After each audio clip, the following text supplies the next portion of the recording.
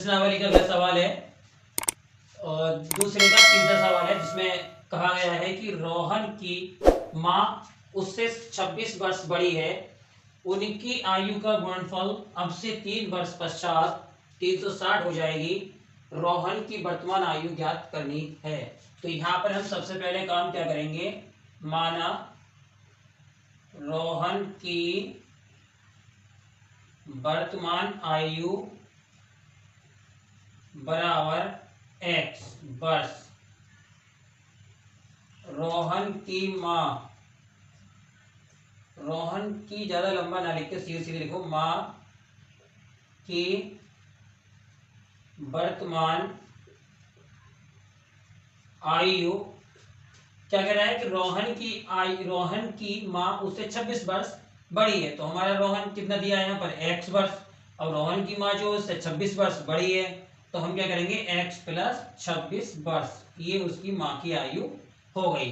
आगे कह रहा है कि उनकी आयु का गुणनफल अब से 3 वर्ष पश्चात। तो जब 3 वर्ष पश्चात की बात आ गई तो पहले वो करेंगे उसके बाद गुणनफल करेंगे। तो यहां लिखेंगे हम 3 वर्ष पश्चात रोहन की आयु बराबर हो जाएगी x प्लस 3 वर्ष, क्योंकि 3 वर्ष बाद की बात कर रहा है। अब लिखेंगे यहां पर हम 3 वर्ष पश्चात रोहन की मां की आयु कितनी है उसकी, पहले वर्तमान आयु में हम क्या करेंगे 3 वर्ष और प्लस कर देंगे तो हो जाएगा x प्लस 29 वर्ष। ये हो गई 3 वर्ष बाद की बात। अब कह रहा है कि उनकी आयु का गुणनफल, तो उनकी आयु का गुणनफल कितना दिया है 360। अब जो इनकी आयु हमने निकाली है उसने ये कहा था उनकी आयु का गुणनफल अब से 3 वर्ष पश्चात। तो हमने जो 3 वर्ष पश्चात की जो आयु निकाली है उनकी, इनका गुणनफल करेंगे, ना कि इनका करेंगे। 3 वर्ष पश्चात इनका गुणनफल करेंगे हम, और जो हमें दिया है गुणनफल वो 360 दिया है। तो इनकी गुणा करेंगे दोनों की और इसे बराबर रखेंगे। तो x plus 3 into x plus 29 और बराबर 360।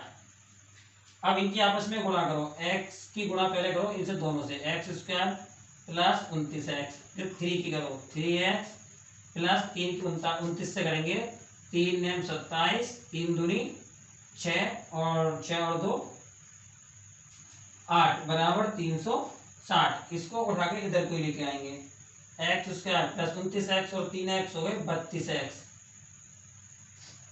87 को ऐसे रहने दो, इसको बराबर की लेफ्ट साइड में लेके आएंगे तो चिन्ह बदल के आएगा। इसमें से इसे माइनस कर देते हैं हम, 32x और माइनस करा हमने इसमें से 360 में से, तो इधर रख के घटा देता हूँ मैं आपको एकदम क्लियर करके।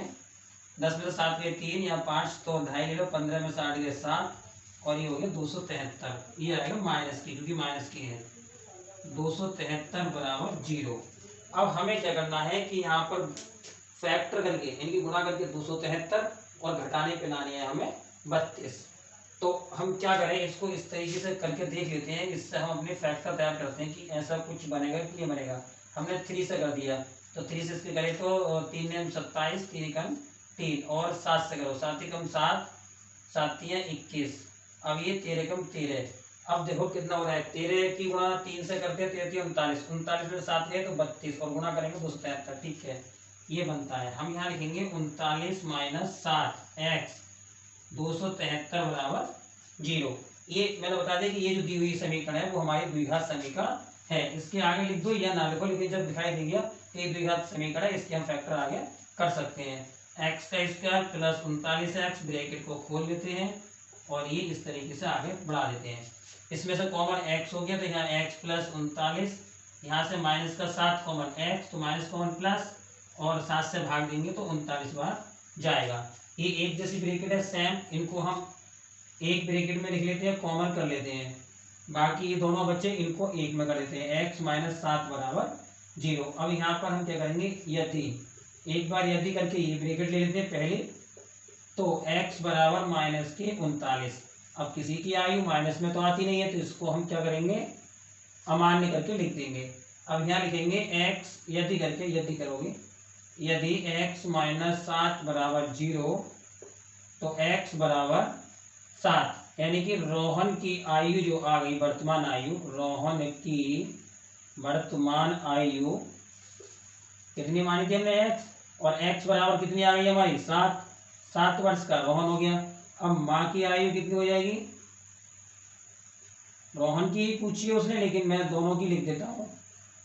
माँ की आयु हो जाएगी x प्लस 26 थी, तो 7 प्लस 26 बराबर 33 वर्ष हो गई।